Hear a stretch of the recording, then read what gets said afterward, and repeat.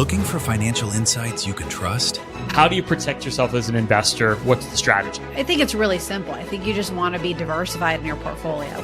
The Payne family brings real-world experience to every conversation. Well, I think that's the problem right now is, right, a lot of people that are close to retirement, they're taking so much risks. And if we do get a big sell-off, it could derail their retirement. Listen to the Pain Points of Wealth on the Red Apple Podcast Network. The Rita Cosby Show on the Red Apple Podcast Network.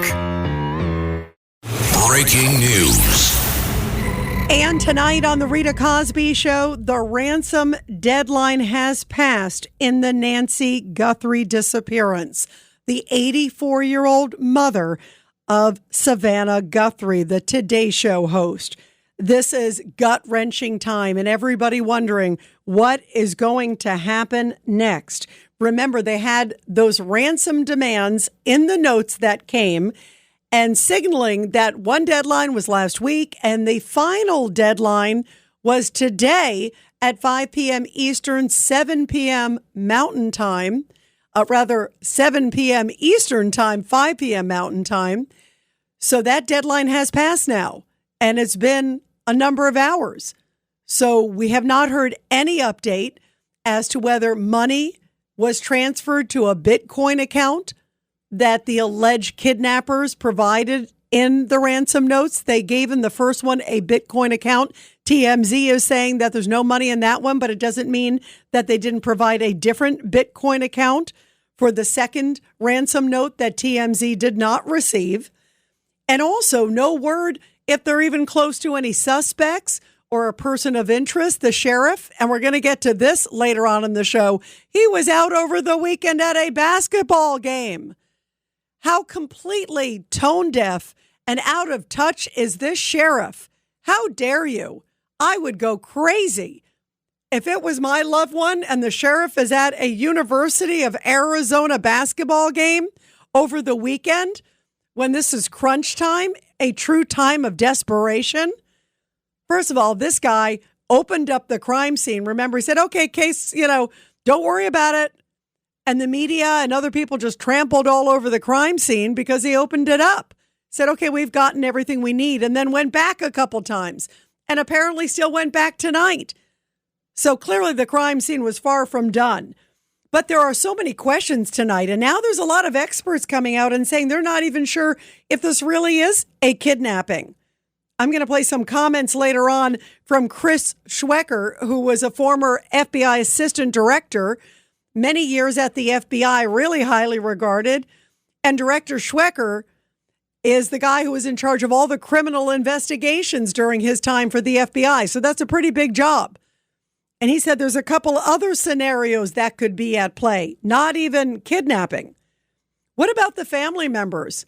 I think it's time they all take a polygraph, clear them, because it seems like the sheriff keeps kind of going back to the sister's house, which is another interesting thing. And he won't tell us who dropped off the mother. Who was the last family member to see the mother? There were reports early on that it was the sister's husband. But then when the sheriff was asked about it later, the sheriff said, oh, let's just leave it at family member. Why so cagey? I'm not saying it's a family member, but it is odd. And it's odd comments. And they clearly keep going back to that sister's house, as well as Nancy Guthrie's house. So what are they looking for? They're going through a manhole, sort of a sewage system on property at Nancy Guthrie's house over the weekend. Then they went back to the sister's house. There were reporters who said they saw these large flashes in the middle of the night kind of over there when it was dark. Why would you be doing, light flashes? That could be indicating luminol, looking for blood on the walls. Is there anything there? Or maybe there isn't. Or maybe there's something there unbeknownst to them. It could be somebody that they brought in or a friend not realizing. I mean, there's many scenarios tonight. I want to hear your thoughts because I cannot believe we're at this moment now where Savannah Guthrie is pleading with the public. She is desperate, you can tell. And we're not clear again. Maybe they sent the money and maybe they didn't get any proof of life. It doesn't sound like they did. So if they sent the money and they haven't heard anything and the deadline is passed, One of these ransom notes indicated that they could return Nancy Guthrie 9 hours after the money was in the Bitcoin account, which would signal they're within 9 hours of trying to bring her to a location, if that's accurate. One of the ransom notes also refers to USD. Does that sound like somebody who's in America? Not really. When you travel overseas, they say, how do you want to pay for it? USD or the local currency? In Mexico, they use that phrase a lot too. So could this be somebody who's over the border, who's just 60 miles away? Very well could be. I don't think you can rule anybody out at this time. And it really is puzzling. I mean, people who have been on the front lines of kidnappings and hostage takings, I'm talking about from the investigative side, they continue to say they have never seen a case like this. Because typically there's all this back and forth between the hostage taker and the family. Negotiations. Hey, what about this? No, here it is. Here's some more proof of life. You sure you don't want to pay? So far, we haven't seen or heard about any proof of life. Just some of these messages that are in the ransom notes that suggest, okay, here's where the Apple Watch is, and here's where one of the broken floodlights is. But could that be information that was out there publicly, or they found out about it after the fact? Because remember, the ransom note was left about a day and a half after she was abducted. And they still seem to think she's abducted, because if you listen to Savannah Guthrie and the really gut-wrenching plea that she just put out, another one, she put it out right before the deadline was coming to an end. And again, it was 7 p.m. Eastern time, 5 p.m. Mountain time. So this came out just soon before the deadline was coming, and you could tell they are desperate, because in the past ones, they were talking to the kidnapper saying, we will pay, we understand you, we got it. So they were sending a message directly to the kidnapper. In these ones, and this one today that came out late today, Savannah Guthrie is pleading with the public for help. She's not even addressing the kidnapper. So how do you read that? And what does that mean to you? Does that mean that they paid and now they don't trust this person and they need to find out where their mother is? Does this mean maybe they didn't pay and they're relying now on the public's help because they got no proof of life? So why should they pay? Here is Savannah Guthrie in a really powerful, emotional video. It doesn't look like she's reading a script like some of the other ones that are clearly being guided by the FBI. Maybe she's being guided on this one, but she definitely is really speaking from the heart. It's just her, and she is making a plea to the public this time. Listen to this one. Hi there, everybody. I wanted to come on and just share a few thoughts as we enter into another week of this nightmare. I just want to say, first of all, thank you so much for all of the prayers and the love that we have felt, my sister and brother and I, and that our mom has felt. Because we believe that somehow, some way, she is feeling these prayers, and that God is lifting her even in this moment and in this darkest place. We believe our mom is still out there. We need your help. Law enforcement is working tirelessly around the clock, trying to bring her home, trying to find her. She was taken and we don't know where. And we need your help. So I'm coming on just to ask you, not just for your prayers, but no matter where you are, even if you're far from Tucson, if you see anything, if you hear anything, if there's anything at all that seems strange to you, that you report to law enforcement. We are at an hour of desperation, and we need your help. That ending says it all. We are in the hour of desperation. That was put out within hours of the supposed deadline.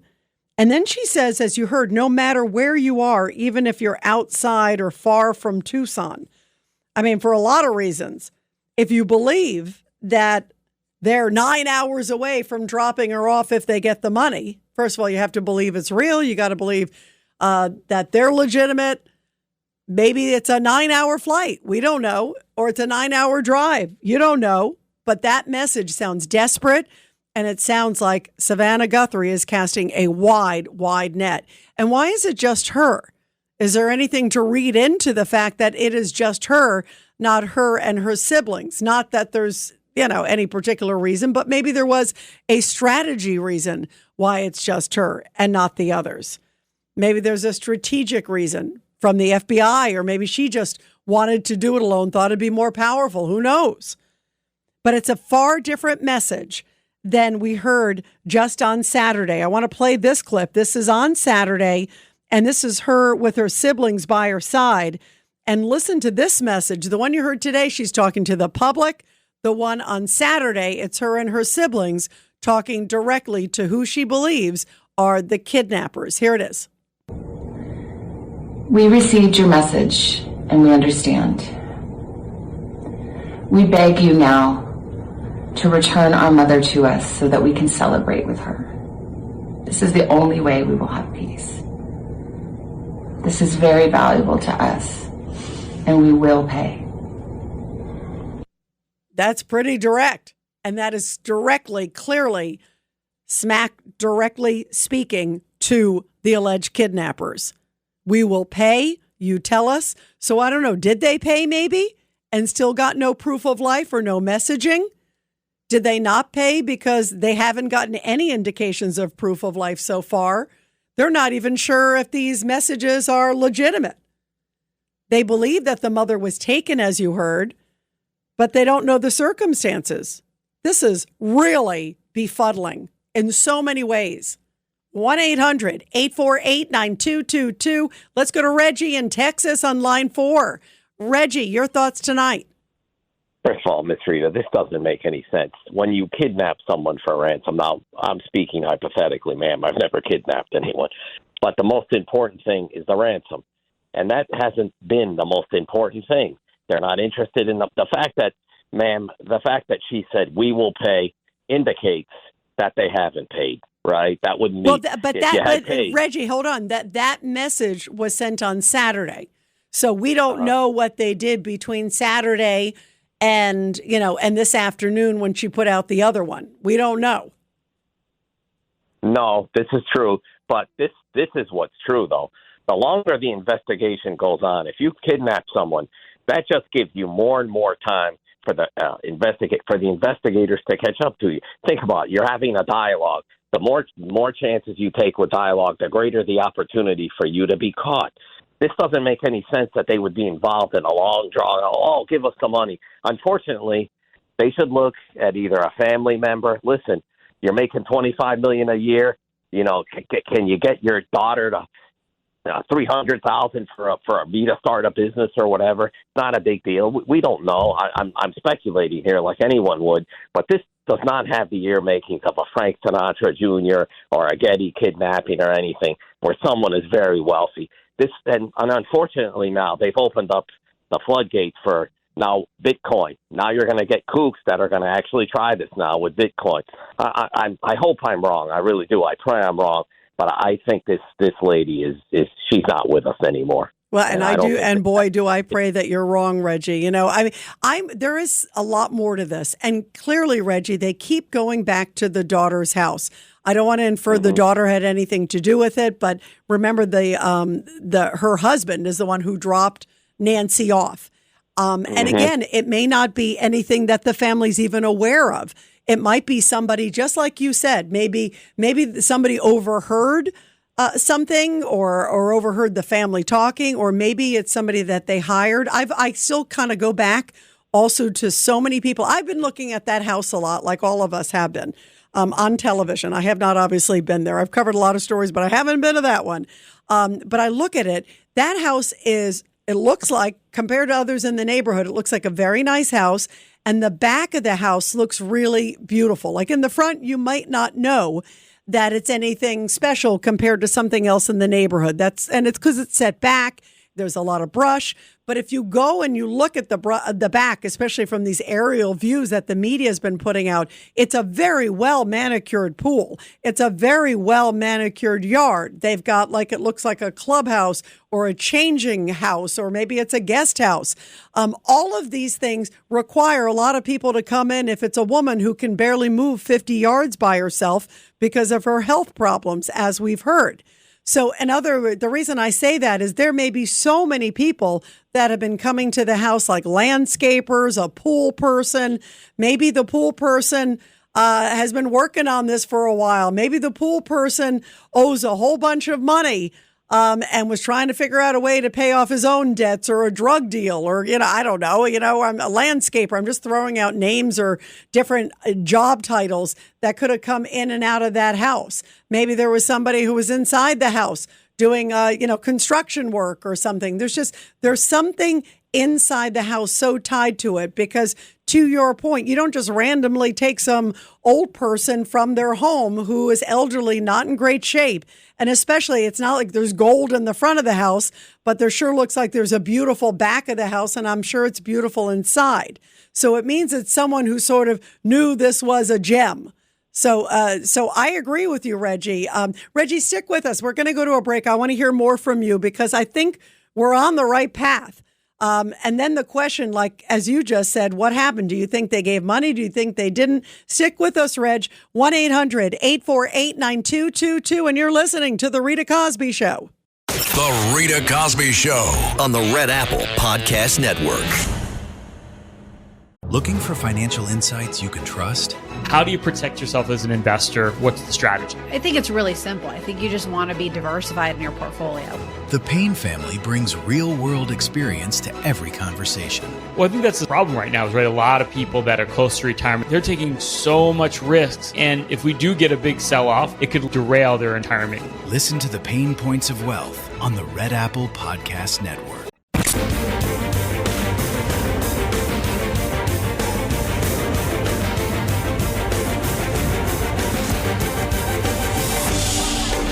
It's the Rita Cosby Show.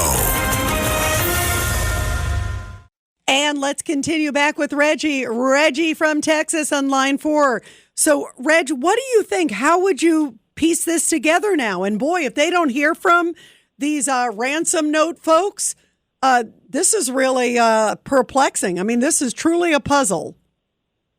Well, I think the first thing is sometimes what you do is you get people going on the wrong scent. I mean, you mentioned that the sheriff was out at the Arizona Wildcats basketball game. He might be at that basketball game, Miss Rita, because he knows who the killer is. He's just waiting for the evidence to show up. They may know that there's no need for the desperate search, that the lady's not with us anymore. This is just, again, I'm not an investigator, and you mentioned people, landscapers, and all that.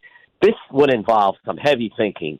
You're outsmarting basically people that do this for a living. This isn't a guy that decided she makes a lot of money, I'm going to grab her.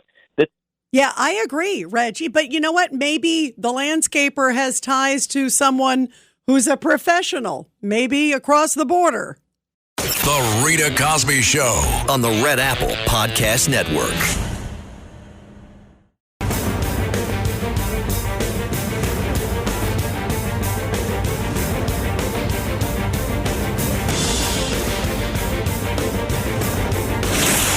Rita Cosby is on. The Rita Cosby Show presents Back the Blue. And this Back the Blue segment coming from Elk Grove, California, where residents were rushed out of their burning home recently by first responders. And the woman who was rescued said she didn't even know her house was on fire at the time until officers came in screaming and telling her to get out.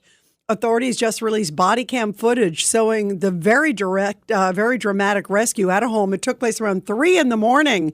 And just before shattering a glass pane with his handheld battering ram, typically used to breach doors, an officer can be heard over the radio saying, "We're going to have to break the front windows." Then another officer moves to a door in what appears to be the backyard and says, "Somebody's in there."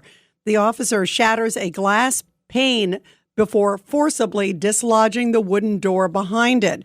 Then soon afterwards, you see a first responder on the scene carrying an elderly woman out of there, and then another person soon after that. The fire appeared, by the way, to have started in the home's garage. Fire department officials said there was an electric vehicle inside the garage, and the chief there of the battalion for the fire department said that electric vehicle was somehow definitely involved. Very important and good to know. And thank goodness that both of the residents inside are okay, thanks to our men and women in blue. Well, we're talking about the deadline having passed now in the Nancy Guthrie case. The deadline was supposed to be 5 p.m. Mountain Time, 7 p.m. Eastern Time. They reportedly wanted $6 million in Bitcoin. And then they said they would release 84-year-old Nancy Guthrie. No word if any money at all went to the Bitcoin accounts. No word whatsoever. We do know last week that Savannah Guthrie and her, 2 siblings over the weekend said, we will pay. We are willing to pay. And then a few hours ago, Savannah Guthrie and had makeup, looked a little more put together, calmly looked and put out a video that says, we are asking everybody for your help. If you see anything, please call us. No longer talking to the kidnapper, now talking to the public. So what has happened and where is this case going from here? Well, earlier today, I talked with Chris Schwecker on Katz and Cosby with me and John Catsimatidis. And Chris Schwecker, who is the former assistant FBI director, he's in charge of all the criminal investigations when he was there at the FBI. So that's a very big, responsible position. And the former assistant director, Chris Schwecker, said there could be several scenarios that are happening with this case all together, that it may not be what it seems. Take a listen to what he says some of the possible options are. And this is cut number 9, Chris Schwecker. Well, the options are some of the most likely, I think, are a possible home invasion that went bad. A lot of people have come and have been at that house for different purposes: repair work, pool work, yard work, deliveries. A lot of people know that an 84-year-old woman lived there, a fairly wealthy 84-year-old woman, by herself in a very dark house offset from the street, where if you were a bad person, you would take advantage of that. And that this would not be the first time. It won't be the last, unfortunately. The other one is, someone that knows her and someone that would benefit financially from her demise. So I don't see any other of those 3 scenarios playing out here. Those are pretty direct options, and many of them very different than what it appears to be, at least on the surface. That maybe the real story is much more complex, much more different. Maybe, as you just heard, he says that it was a home invasion gone bad, and then they suddenly had to readjust and figure out what to say and what to do to compensate for something else. He also said you can't rule out somebody who knows the family or family even, he's saying. He's saying all options on the table. You heard what I said. I think it's time that everybody in the family or close to them that they think has been there, at least in recent days and weeks, that they should take a polygraph. Take a polygraph. Let's see what the reactions are when law enforcement asks, somebody who's a cousin of a cousin of a cousin who happened to be there maybe 3 days ago or 4 days ago. I'm just throwing that out. Nobody was there in the last few days, but prior to, who knows? See what their reaction is. Do they suddenly lawyer up and not want to take a polygraph? That could be telling in and of itself. Here is veteran homicide investigator Paul Coilino, and he says some interesting things, too, about what he believes this case may be about. Take a listen. I don't think she was kidnapped. We would have heard, listen, there would have been a video, there would have been a photograph, there would have been something, a lock of hair, a drop of blood, something mailed to somebody so they could verify, yes, in fact, these people have my mother. Kidnappers want to get paid quickly. They don't want this thing to linger.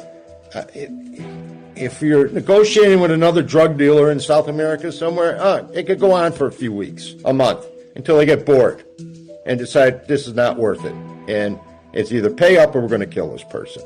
And it's always a negotiation, right? The first figure they throw out is never what actually gets paid, like any good business deal. There's going to be a negotiation, but it's going to be a fast and hard one. And there's been no negotiations.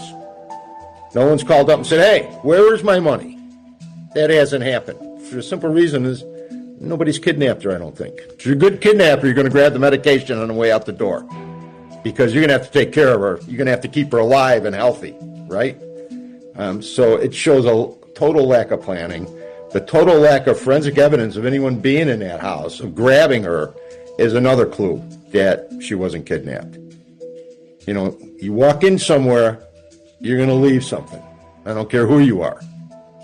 You're going to leave some DNA, some footprints, some fingerprints, blood if anyone gets cut on glass or whatever. You know, listen, the FBI is great at crime scene processing.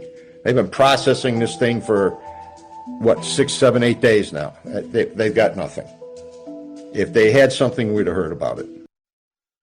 Wow, that is a lot of information. His good point is kidnappers, when they go into a house, they want to go in, they want to go out, they want to get paid quickly. Let's not forget, it was 41 minutes that somebody was inside, according to what the sheriff and FBI put out. If you look at the timeline from when the cameras were ripped to when they believe that she disconnected from the pacemaker, in other words, the pacemaker and the app, when it was at least 20 feet away. In other words, she was sort of away from her home maybe at that point or being let out. That was 41 minutes. That's a long time.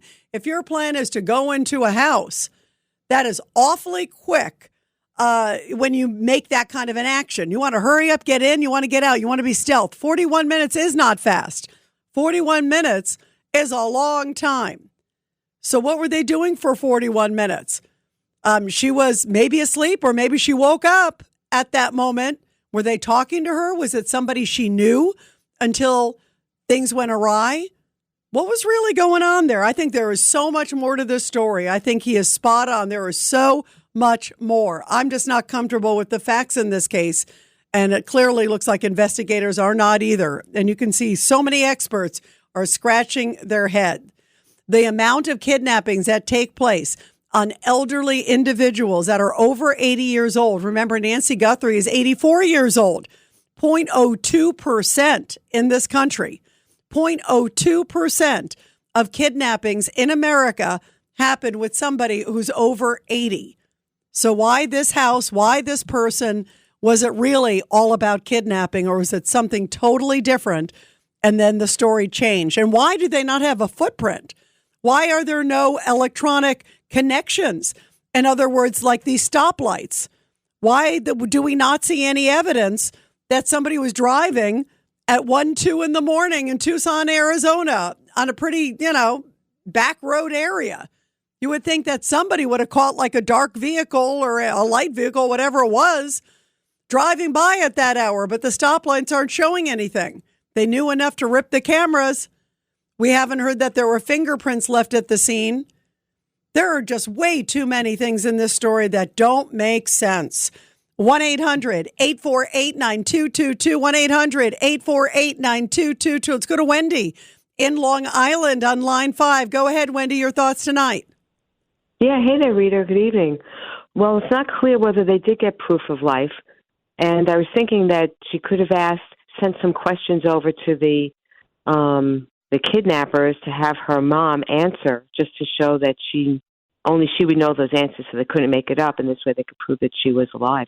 Absolutely, absolutely. But remember, in this particular case, it's not like she has a direct communication. She just got these sort of 2 random ransom notes, and she didn't even get them. They've been going to the media. Remember, they went to the local TV stations and went to TMZ, at least the first round, and then the second one went to the TV station again. So it seems like somebody's watching this particular TV, but they didn't send it to her. So she doesn't, and it's not like they left a number or anything like that. They apparently put this Bitcoin account, and it may have been different in the second one than the first one.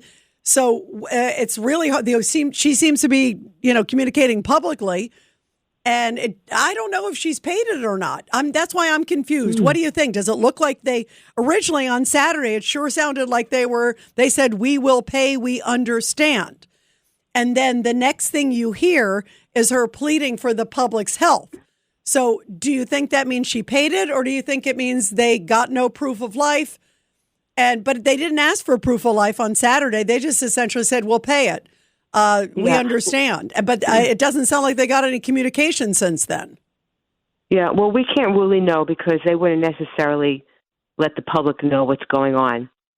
So we really won't know until we know. So what do you think happened here, Wendy? I agree. There's probably a lot more going on behind the scenes. But I'll tell you, I don't like, Reggie brought up that maybe the sheriff is trying to look like he's kind of casual, and that's why he went to the basketball game. And that's a good point. That may be the case. I don't give him that much credit because this sheriff, to me, seems like he's bumbling all over the place. I mean, he doesn't seem to really have his act together, and he seems to me ill-equipped for this job. There's something more to the story. And then there's stories that like he laid off somebody, so they apparently didn't have the aerial, surveillance, for many, many hours. That's a lifetime in kidnappings. Well, the kidnappers don't sound sophisticated, but I like the But they got away of, with it, Wendy. They got away with it so far. I agree with you. They don't. But how come there's no footprint? How come there's no sign of a car or anything? No sign of a person or a car in the area in terms of like, oh, this person went by, twice at 2 a.m. So on one hand, they seem like they're not really. But then on the other hand, they seem pretty professional that they've evaded, the best law enforcement agency in the world. And that's the FBI. Well, wasn't this a desolate area and it was 2 a.m? It's fairly desolate, but apparently if you are driving, unless you're from the area and maybe know how to take like tons of back roads, but even still, you would imagine that there'd be other, for sure, traffic lights.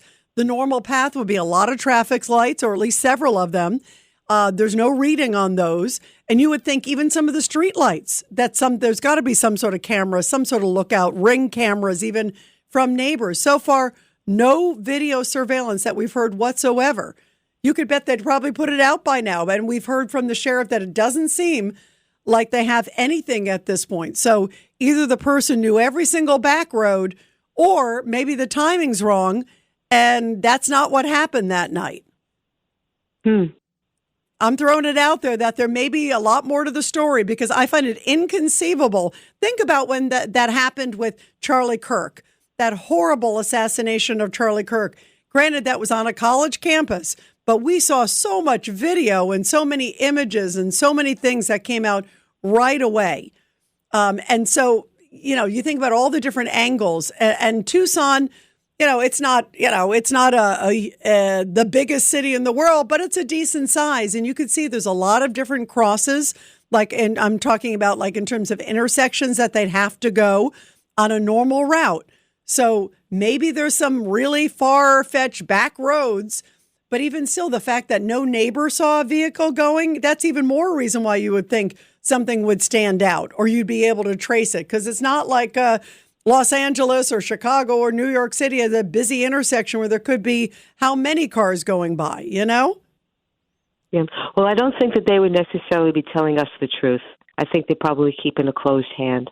By the way, I hope you're right that they know more than they're saying, because right now it is really baffling that they've put out nothing.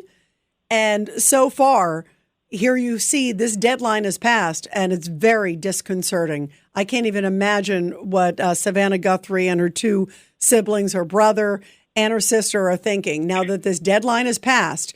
And I don't know. It's unclear if they've paid anything. They didn't put anything apparently in the first Bitcoin account. There was one that where they had the account number that went to TMZ. And apparently in that one, you can see from the number that nothing went into it.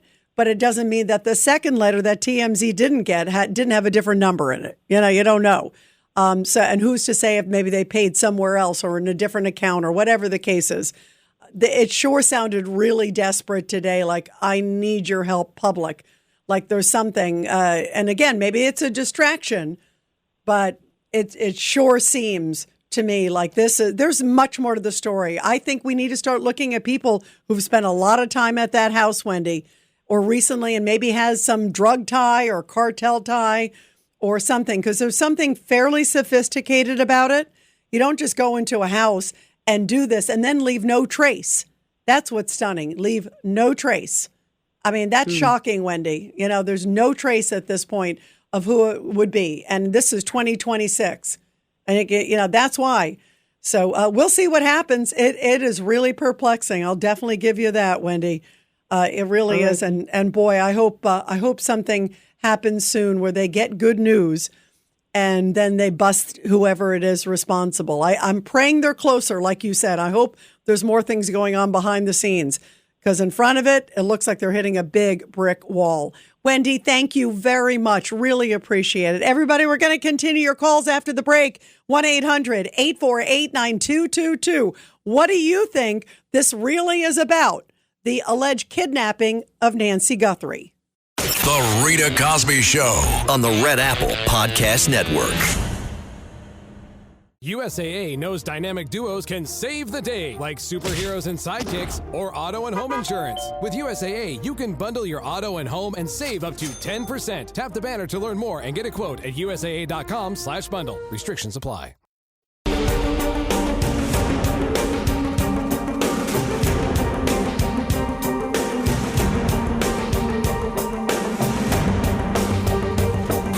This is the Rita Cosby Show. And coming up in the next hour, we're going to talk about the Super Bowl. What did you think of Bad Bunny? Or did you watch the Turning Point USA? Also, as we are talking about the border not far away from Nancy Guthrie's house, many people are talking about the Democratic fight to abolish ICE. At least that seems to be their mission. And a number of folks who have been fighting against ICE in a big way in New York, Governor Kathy Hochul and Zoran Mondani. We're going to talk about that and so much more. Also, some really big news. This is interesting. There may be some big discrepancies into where Nancy Guthrie was going that Sunday morning. Remember, the report originally was that she was going to church, and when she didn't show up for church, that people called up. Now there's some new reporting that may not be accurate. And doesn't that now paint a different picture with whoever said that to law enforcement? Or was law enforcement not sure? Were they trying to send off a wrong scent? There's a lot of questions. We're going to talk to Sergeant Betsy Brantner Smith at the top of the next hour about that too as well, and get her professional take on this. 1-800-848-9222. 1-800-848-9222. Let's go to Pamela in New Jersey on line 5. Go ahead, Pamela. Good evening. I'm sticking with my original thought. If this was a home invasion, they would have taken something, even if it went bad. I think it's personal. I think it's some sort of a maniac or something, some kind of really bad reasons they did this. And you can tell Savannah is dissatisfied with how it's being handled, because now she wants the public help. Because this is such a bizarre case, I don't think law enforcement can keep it close to the vest anymore. They've got to tell the public everything, because it's the public that's going to solve this, because something isn't right. You know, Somebody is not. I agree. You know, you brought up a great point. Because if it was a home invasion, why did they burglarize the place? So far, we haven't heard that they took anything. Right. Even if it turned out bad, they got in a fight with Nancy or something, and something bad happened, they would have taken something, because they figured, what the heck, you know? And it's got some kind of nefarious, sick maniac, maybe a fan of Savannah's that went for the closest thing they could get. They're having fun. They're watching this. They're getting off on the thrill. It has nothing to do with the money. You know what? I kind of tend to agree with you. I'm not sure if it's related to Savannah. It might be another family member. Maybe they feel like another family member owed money or owed something, maybe even unbeknownst to them. And this is sort of payback. You know, a lot of experts say you do kidnappings for money or for revenge. Thanks for listening to The Rita Cosby Show. You can hear The Rita Cosby Show weeknights at 10 on 77 WABC. If you like the podcast, share it with your friends and listen anytime at WABCRadio.com and download the WABC Radio app. Hit that subscribe button on all major podcast platforms. Plus, follow WABC on social on Instagram, TikTok, Facebook, and X. See you next time for a new episode so you never have to wonder. What the heck is going on here? Looking for financial insights you can trust? How do you protect yourself as an investor? What's the strategy? I think it's really simple. I think you just want to be diversified in your portfolio. The Payne family brings real-world experience to every conversation. Well, I think that's the problem right now is, right, a lot of people that are close to retirement, they're taking so much risks. And if we do get a big sell-off, it could derail their retirement. Listen to the Pain Points of Wealth on the Red Apple Podcast Network. It's tax season, and at LifeLock, we know you're tired of numbers. But here's a big one you need to hear. Billions. That's the amount of money in refunds the IRS has flagged for possible identity fraud. Now here's another big number. 100 million. That's how many data points LifeLock monitors every second. If your identity is stolen, we'll fix it guaranteed.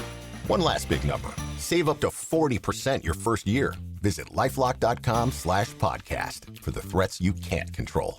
Terms apply.